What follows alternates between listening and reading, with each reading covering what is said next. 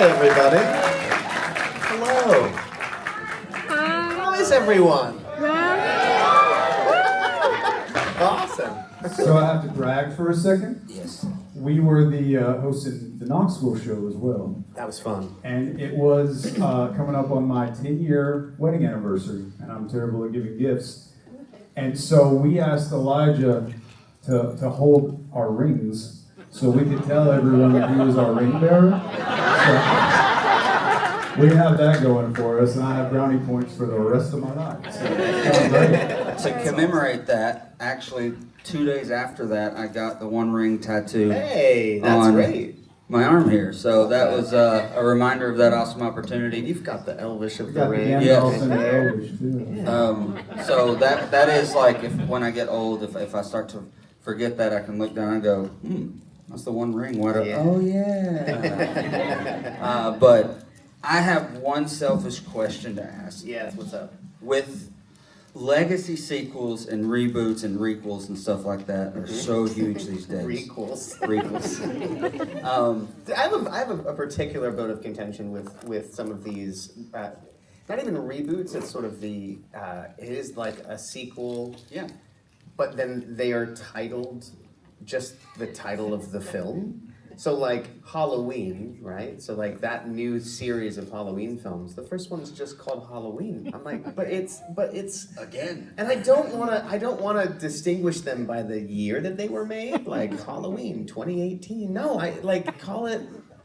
It's a sequel. Call it something else. Have like another title for it. And it's a real trend. Like so many of these films just have Superman's the same thing. It's all Superman. So my question is faculty.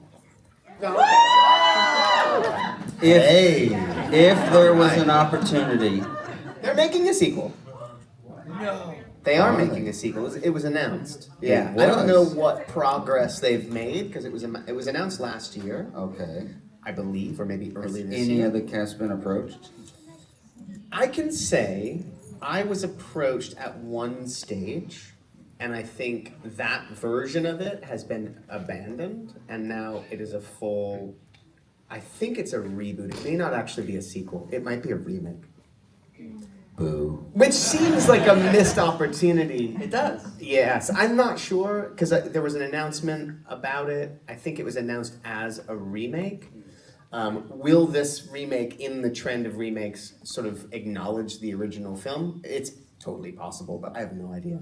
Because now I was thinking I all love those that characters film, though. would have kids. That's true. And their kids could be, the I think queen there- probably had a sister. There was, I think, at one To get stage revenge. an idea to do it as a sequel and to have like Casey working at the high school, so that there was some kind of continuity. But that version of it, I think, has been abandoned. Although I have no idea what they're planning. Yeah, but I'm not in it. So you're also a DJ. Yeah. Like a DJ. Yeah. Have you ever?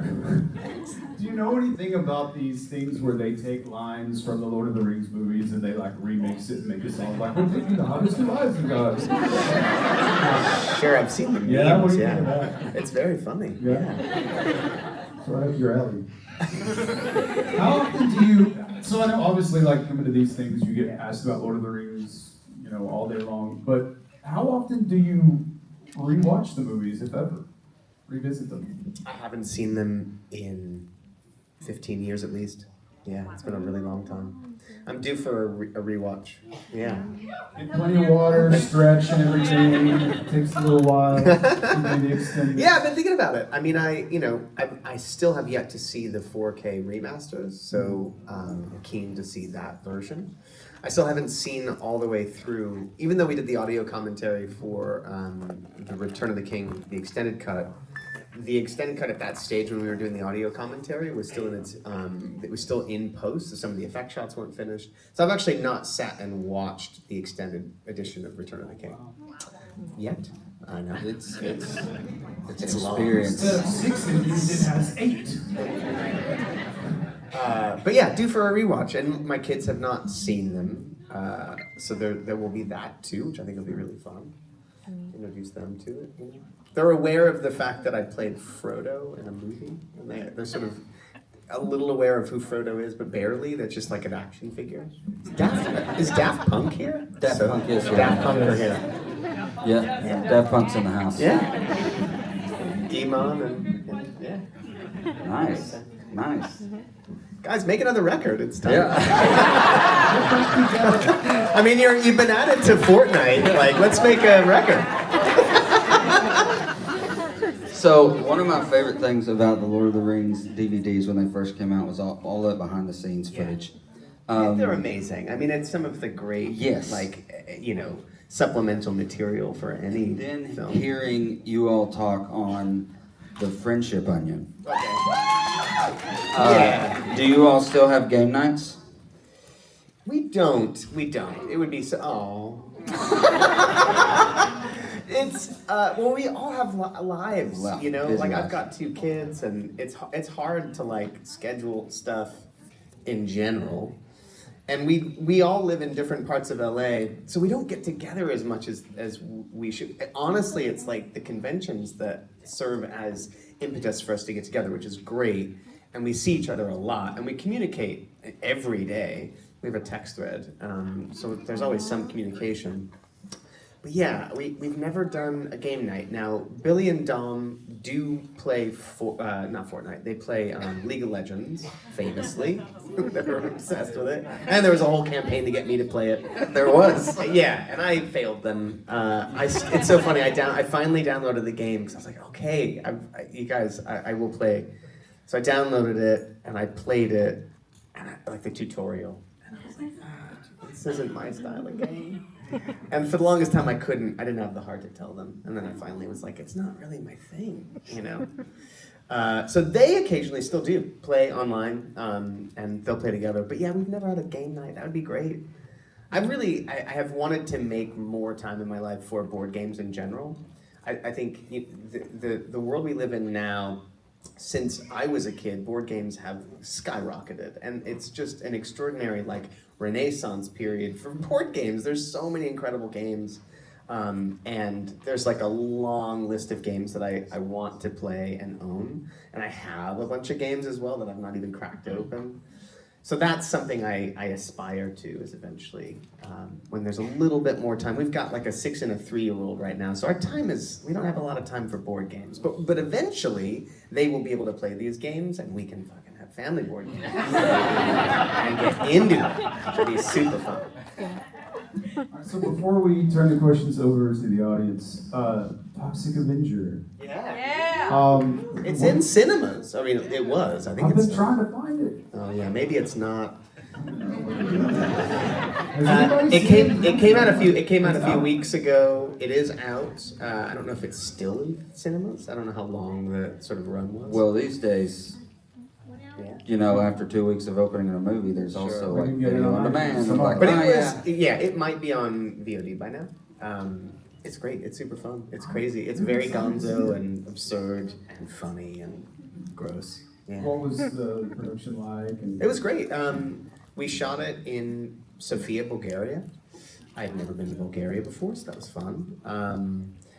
The filmmaker, Macon Blair, I'd worked with on a movie called I Don't Feel at Home in This World Anymore. If you haven't seen the film, it's great. He's an incredible writer-director. We made that with Melanie Linsky, who I'm sure you're all familiar with from Yellow Jackets and many other wonderful things, Over the Garden Wall. Heavenly Creatures, has anyone seen Heavenly Creatures? Okay. Okay. So yeah, I working with Macon on that, I was like, it was just one of those wonderful working relationships. We were friends as well, where it's just, I'll do anything that he does if he'll have me. And he wrote a remake of this great trauma film from the 80s, The Toxic Avenger, and asked me to play this villain, and I was thrilled because I got to sort of transform and wear a wig with stringy hair. And yeah, I do wear wigs, in fact, as it turns out. It's so funny because my wife had never seen that. I'd never seen that video before, and I showed it to her. I think she understood the meme, but didn't know, hadn't seen the whole thing in context. So I showed it to her, and I hadn't rewatched that interview in a long time, and I was really shocked at how not yes and I was. I was very do you wear wig? No, I don't. Will you wear wigs? Maybe. Like I was so, and I guess it makes for a really funny interview. But I was so like anti-wig for some reason. Like I definitely did wear wigs. I wore wigs in the Lord of the Rings. I certainly would wear wigs again. I watched. I was like, man, it was really fighting against this interviewer. It's like I don't know why. But yeah, check out the Toxic Avenger. It's great. It's really funny. All right, it's your all's turn. Well, let's go to the masses. Do our best to get to as many people as possible, okay? Yeah. All right. Over here first. Heading out into the field. So since Colbert is ending this year, do you think you'll Next year. next year? Do you think that you'll reprise the rap song that you guys did for Lord of the Rings, the best trilogy? I don't know if it'll be reprised because that was such a perfect moment. But yeah, maybe, I don't know, maybe there could be a performance of it live. Yeah, that's interesting. It's so sad about Colbert, but I love him. And I tell you what, like, there is truly no one that I've ever met that knows more about Tolkien than him. Like, he is a genuine scholar. Like, it is unbelievable. So I hope he'll have us on the show. Next year is the 25th anniversary. What? Already? We just celebrated the 20th anniversary. Like, I don't understand. But next year is the 25th anniversary of the release of Fellowship of the Ring. So maybe we will do something. Buster Rap would be awesome right now. Yeah. Maybe he'll have us on. I don't know. We'll see. All right. We want to do something for the 25th anniversary too. Hello, Elijah. It's Hi. lovely to have you Thank here. you so much for having I me. just want to say it was so wonderful to have you, to see you in London recently. Oh, it was great to be You and there. Helen and Vic Kruger. Yes. And I was hoping that maybe you'd have something mega like that again with the London. Oh, like a big kind of convergence of all of us. We would love that. We would love it. I mean, I also hadn't seen Ian in embarrassingly over 10 years. So wonderful to see him. It was just a joy and so great for all of us to spend time together. Yeah, I mean, that probably was certainly that I've been a part of, the largest group of us that have gathered since the film. So I would love to do something like that again. Yeah. Get Vigo out. So in the first Lord of the Rings, Yeah. you and Gandalf have a relationship when he visits the Shire. Sure. Is that going to be revealed in Hunt for the Golem? Well, I can't speak to that. But I'm excited about that movie. But yeah, I can't really speak to anything yet, but just because there's lots of things, I suppose, that will be surprises. But I'm just excited about the exploration of that character and digging deep into what makes that character tick. And, there's a lot that we don't get to see, that we only see sort of in flashes with Frodo. I mean Gollum. Sorry, in the prologue. I think in the Two Towers is it where Shire Baggins, like the sort of reveal of where that came from, that he was tortured to reveal where the ring was. And so I think getting into what happened along the way, I think will be really wonderful and rewarding. And just so thrilled that Andy's also directing it. It feels so appropriate that he would be at the helm of that character's story. Yeah, so very excited. And a lot of the creative band is getting back together. It's like pretty amazing, the folks in New Zealand that are going to get to work on this, who are part of the legacy, Pretty awesome. Right over here, Elijah. You mentioned that League of Legends was not your style of thing. Sure. What is your style? Yeah. I mean, I do love all kinds. That sort of game is not my. That is sort of like a. I guess is it an online role playing game? RTS. It's an RTS, right? I like. What do I like? I love adventure games, like point and click adventure games from like the 90s, but that's kind of having a comeback. I love those games. I love the old LucasArts adventure games. They're great. Yeah, that's right. So I love all the stuff that Tim Schafer does at Double Fine that sort of carries on that tradition. But I mean, anything in between. I like survival horror games. I love platformers.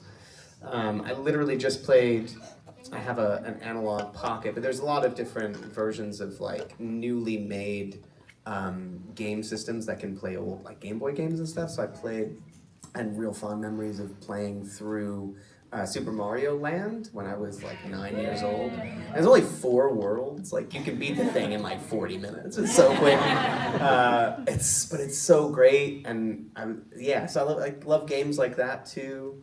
Yeah, I guess I like all kinds, and then I like big kind of open world. You know, Red Dead's awesome. Can't wait for the next GTA. You know, yeah. Got one right here. Grand Theft Auto. Yeah, GTA. I did say that. Hi, Elijah. Hi. This is my first convention, so I'm Well, really hey, happy. welcome to the club. I grew up watching a lot of your movies, so I just want to say you're a legend. And Thanks. also, what's your dream role? Like, what's a character you would love to play, or a type of character you would love to play? Golly. It's funny, I don't know, I don't really have a dream role. Like there isn't, I don't sort of carry ideas or roles in my head that are unfulfilled expressions, but I don't know. I mean, villains are fun, Yeah.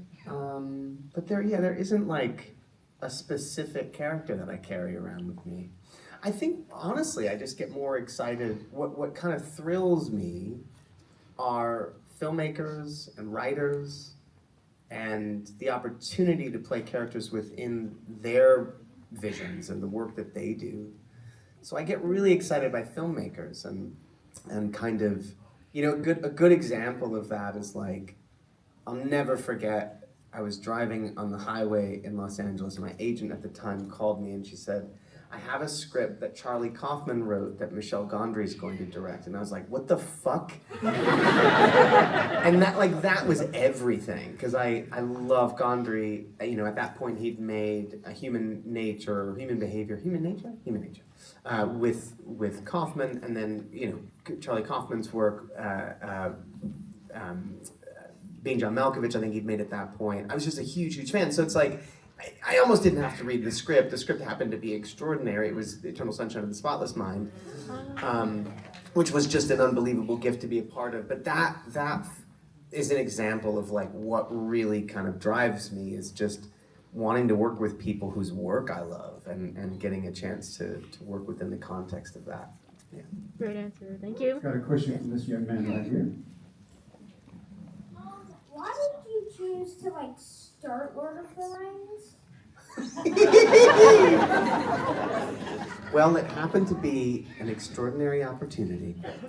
Well, listen, you know, that was one of those things where I had heard that they were making these movies. We all had heard that they were making these movies. Because I think it was sort of a trickle of an announcement a good couple of years before they started pre-production or production in earnest. And I was a big fan of Peter Jackson's work. So I had seen Brain Dead, I had seen Heavenly Creatures and The Frighteners, and I was a real fan of his work. And I hadn't read The Lord of the Rings. I'd read The Hobbit, but I was aware of the world that these stories were to express and kind of the basic idea of these characters, certainly Gandalf and Gollum as well from The Hobbit. So, you know, the truth is that, you know, when they sent out kind of the casting call for this, everybody jumped at the opportunity because it was such an extraordinary opportunity, and the sort of prospect of those movies being brought to life, or those books being brought to life for the first time in live action form was just an absolute thrill. So it wasn't a choice, I was definitely chosen with a great deal of effort, as many people did, you know, everybody just wanted to be a part of this thing. So, you know, it was that thing of when I received the call from Peter, who literally called me at my house. I'll never forget that. I had a call from my agent who said, stand by the phone, you're gonna be getting a call in the next couple of minutes. And I was like, oh, okay. And then the phone rang, and it was Peter Jackson's assistant. And she said, hi, I have Peter Jackson on the line for you. And I obviously knew what that was about. And he called me personally and asked if I wanted to come down to New Zealand and play Frodo. To which I said, absolutely, I would love to. So yeah, it's to answer your question, it wasn't a choice. It was definitely something that I worked to get, and then it's just simply because of all of those elements. You know, a once in a lifetime opportunity to get to live in New Zealand, go on this extraordinary adventure, and be a part of bringing these extraordinary stories to life.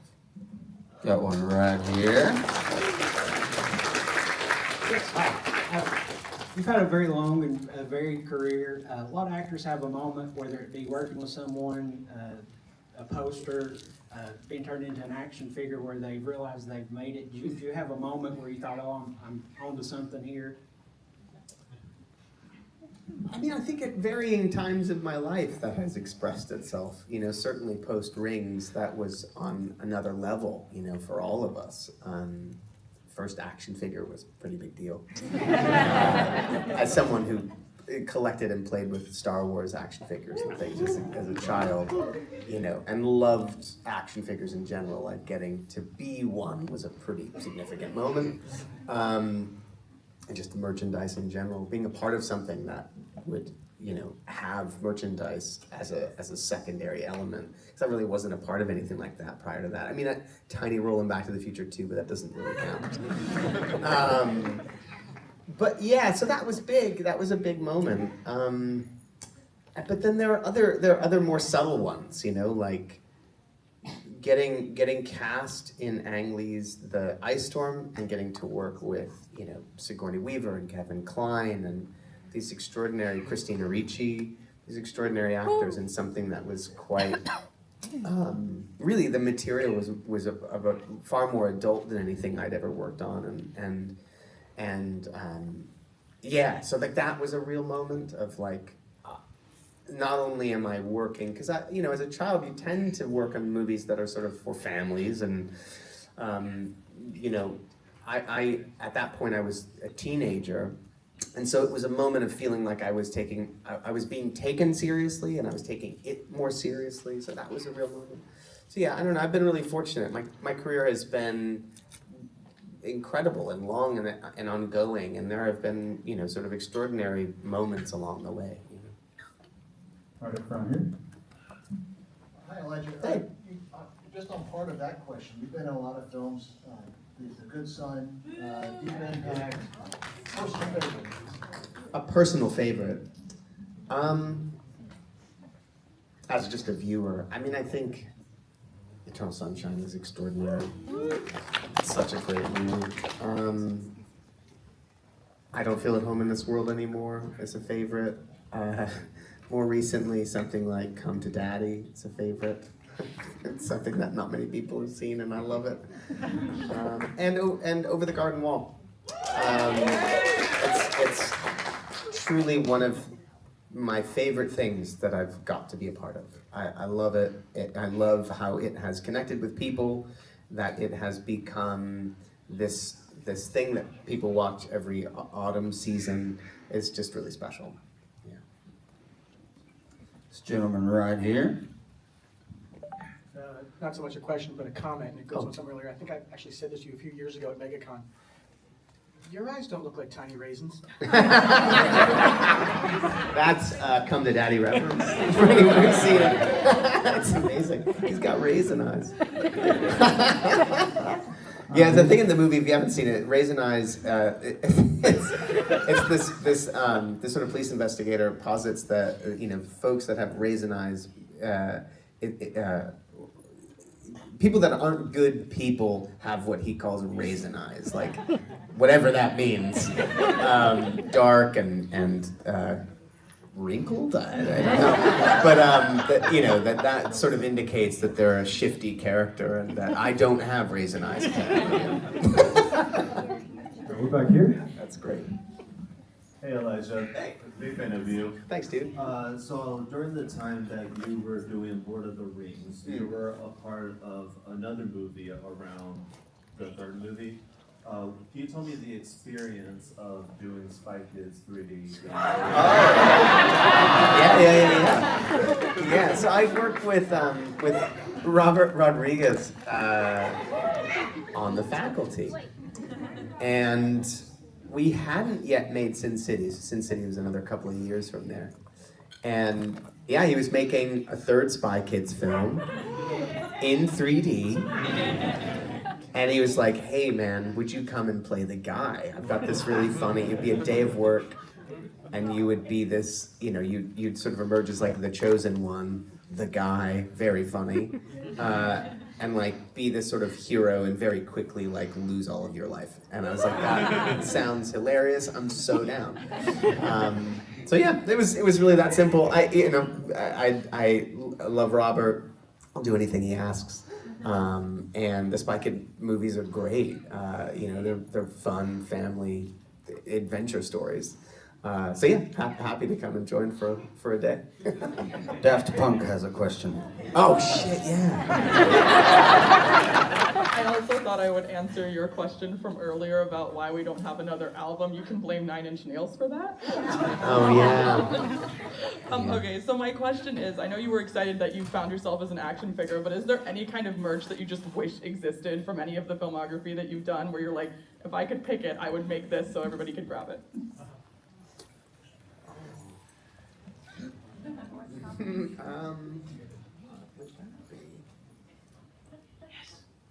I don't know. I'm sure there's like.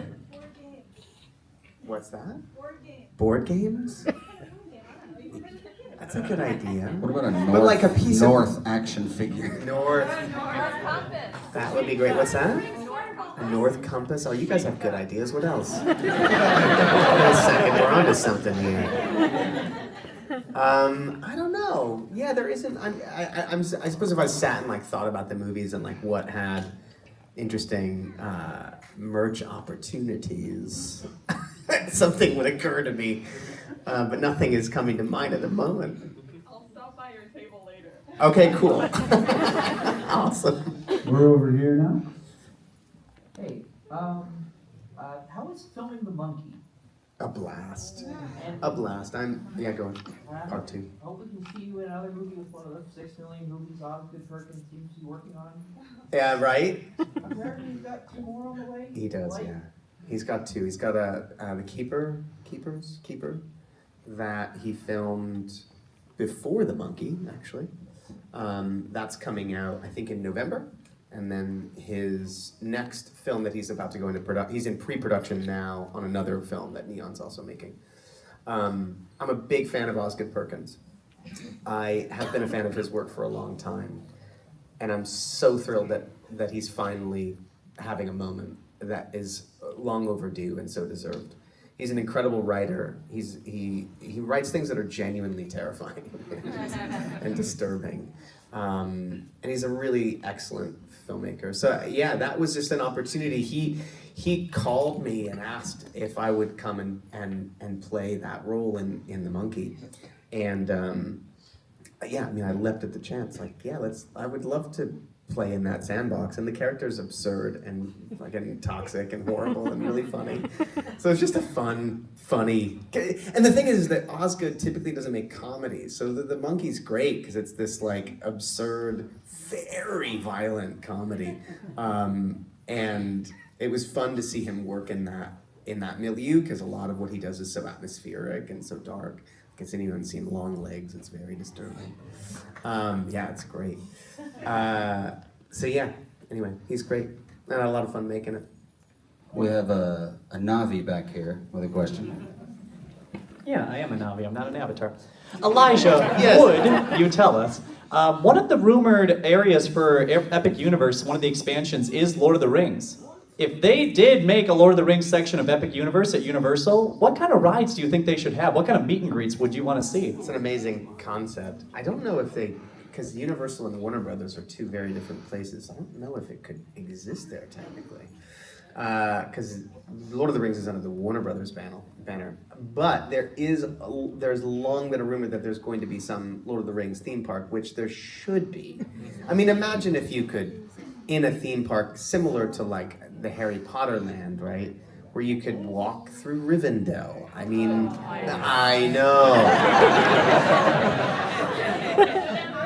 Hobbiton. I mean, yeah, you could do a barrel, right? Okay, we're already coming up with the concepts here. Brilliant. It would be amazing. You know, Minas Tirith would be really cool if you could visit all these places. Obviously, Mount Doom, of course. I think a ride, what comes to mind as like an experiential, like a perfect setting for a ride would probably be the Mines of Moria. Culminating maybe with the Balrog and Gandalf, and seeing that sort of take place could be pretty incredible. The Eagles, yes. The Eagles, maybe like a tour of, like soaring, yes, like a little tour of Middle Earth with the Eagles. This is great. Guys, are we writing this down? These are great ideas. Yeah, I mean, it would be amazing. It's actually shocking that there hasn't been more, there's obviously plenty of extraordinary merch, all of the stuff that the Weta Workshop do with their beautiful collectibles that they continue to make are extraordinary. But yeah, I mean, we need a fucking amusement park. It'd be great. We're over here in the middle. Hi. First of all, thank you for doing events like this and allowing fans like us to have these experiences. Sure, yeah. Oh, it's fun. Very appreciated. Second, you are a horror fan, right? Yes. Like I remember your curated list on Shudder. You're involved with the Overlook Film Festival that Sure. happens every year. For you, what are your like go-to horror movies that Okay. you tend to keep coming back to? And also, are there any coming out movies this year that you're really looking forward to being able to see? Yeah. A few things. I think Shelby Oaks is supposed to be pretty incredible, so that's coming. What else? I'm trying to think of movies that are on the horizon. There's Fantastic Fest was just in Austin over the past weekend, and I missed it, but there were a lot of incredible films there. Hey, what? What was that? Keeper. Keeper. I mean, yeah, the Osgood film. Very excited about that. And then as far as things like that I revisit, I mean, it's a lot of really, it's like Halloween. Halloween's one of my favorite films. I've seen that movie.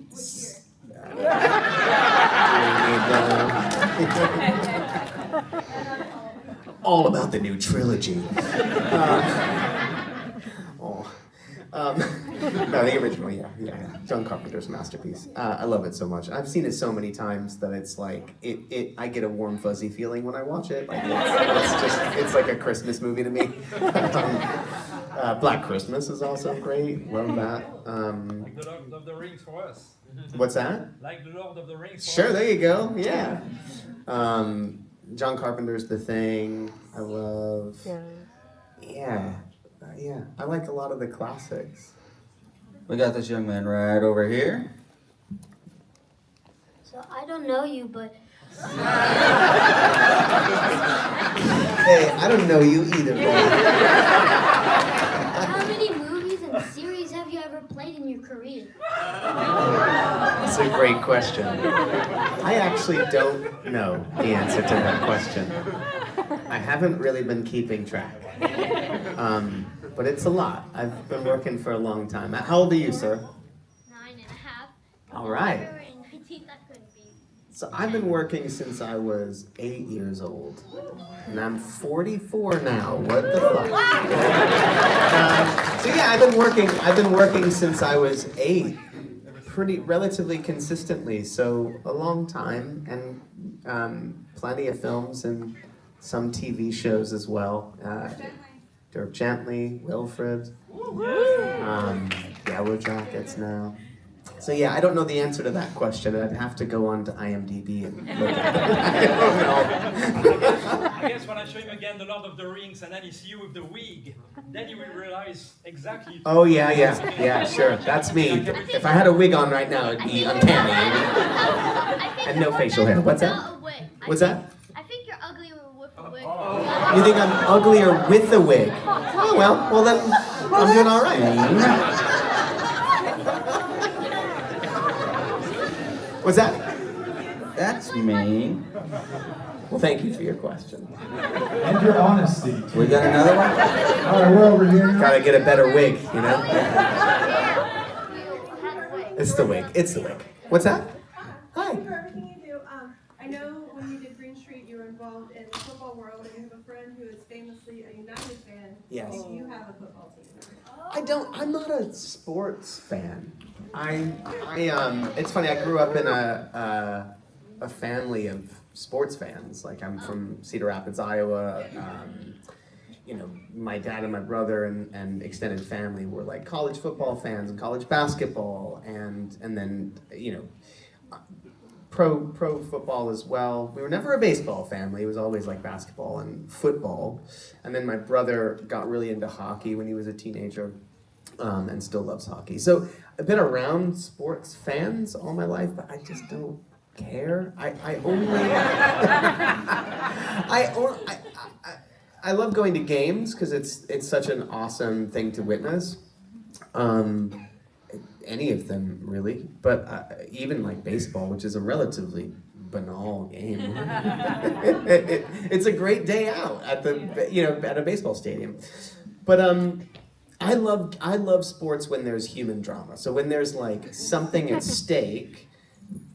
I love an underdog story, so then I'll get really involved, like playoffs or like a big match that everything's on the line. I get way into it because if I understand the sort of human narrative, like the dramatic narrative, I'm in.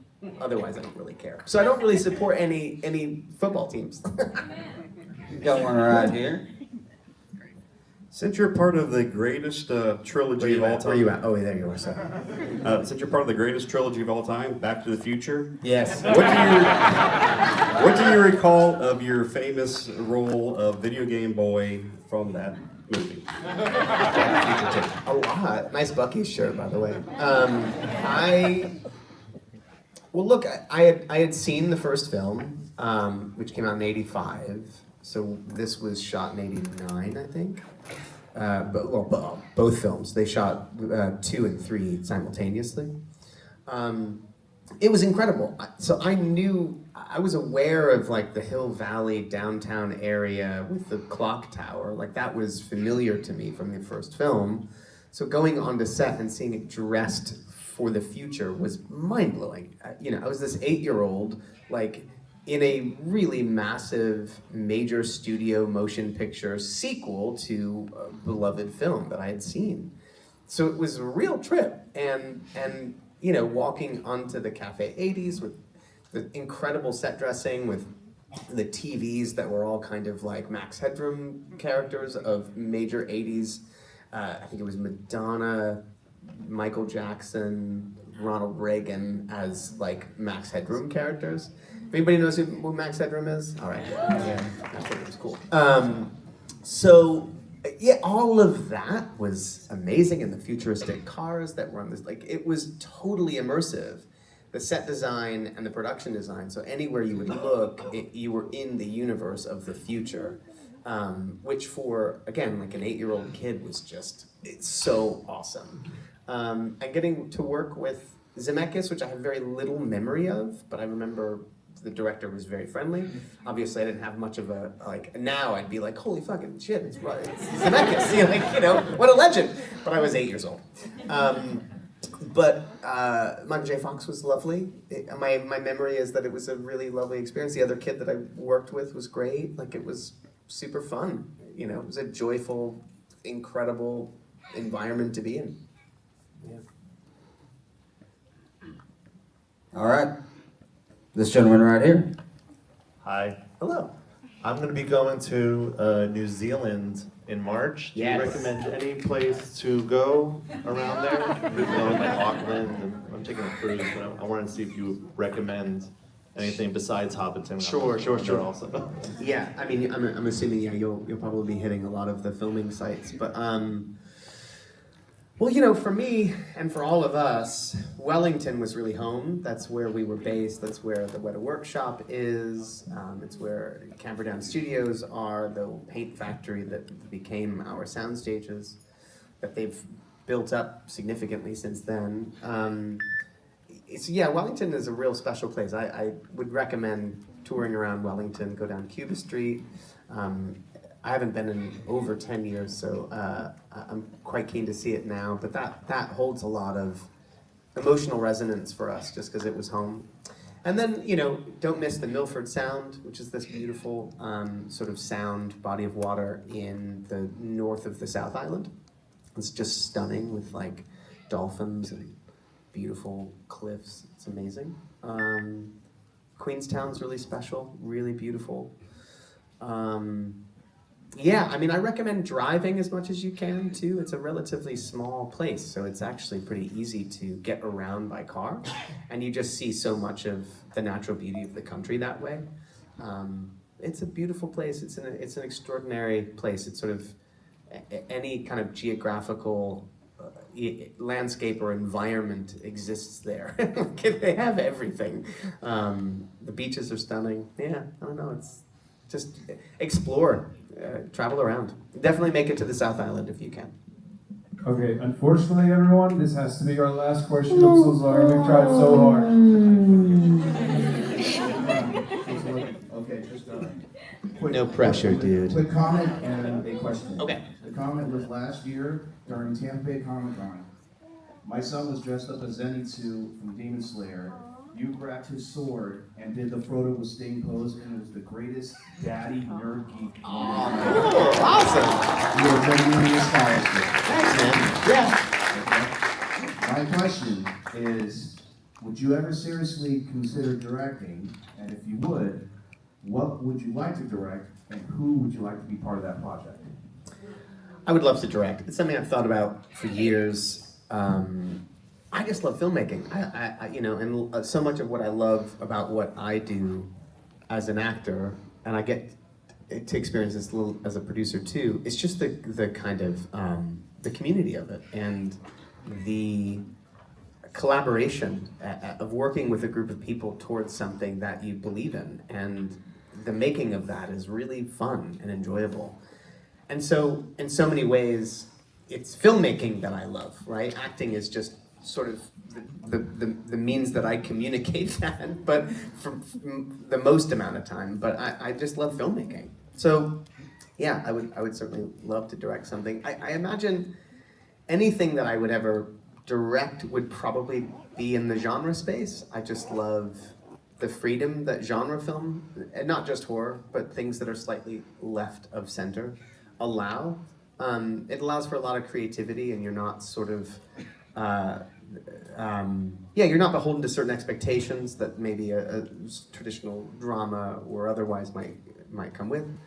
And so I like that there are sort of no rules in genre, and you can kind of mess around and play around. So I think it would probably be something in that space.